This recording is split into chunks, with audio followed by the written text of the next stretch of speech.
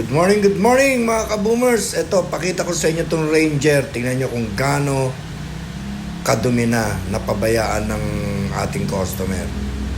Yung kanyang Ranger. Tingnan nyo, alam nyo ba mga customer na napakatagal na itong ganito na hindi na matanggal yung kanyang mancha sa dumi.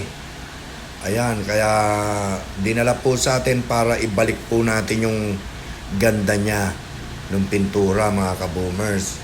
Pati yung kalawang po, ayan yung nasa side po niya, ayaw na po matanggal niyan.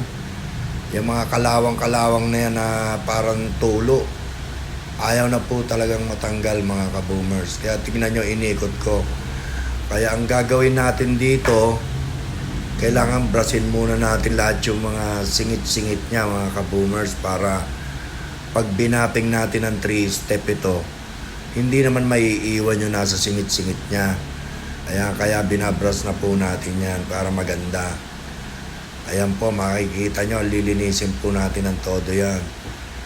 Tapos syempre, asphalt na rin po natin yan para yung mga nakadikit na asfalto sa katawan niya, matanggal natin. Eto, ayan hindi po matanggal yan kaya tatanggalin po natin yan. Ayan, nagpakita po ako ng isang rito. Before and after, ayan po mga ka-boomers. So, unang sultada pa lang ng natin yan, ng bapping. Ayan na po yung nangyari. Ito yung dati niya, yung before. Ayan po, makikita nyo pagkakaiba. Ayan, di ba mga ka-boomers? Ang linaw-linaw niya, no? Maganda, kumintab.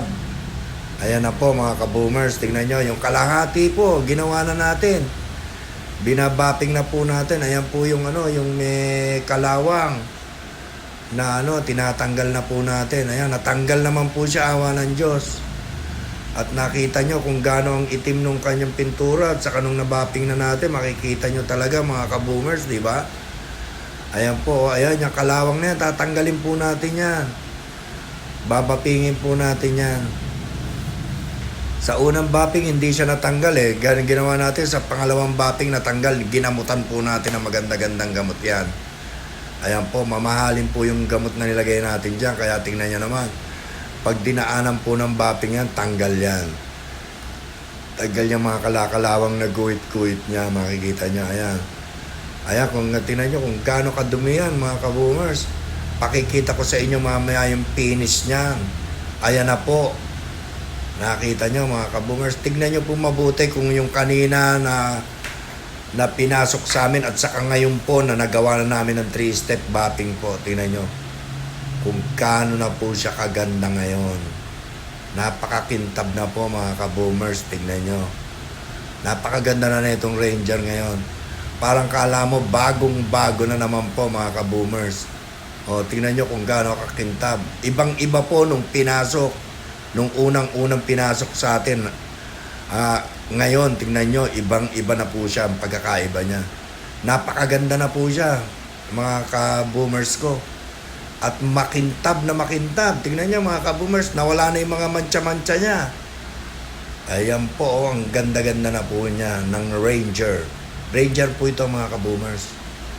Naging bago siya, nagmukhang bago siya mga ka-boomers. Tingnan nyo, buo yan.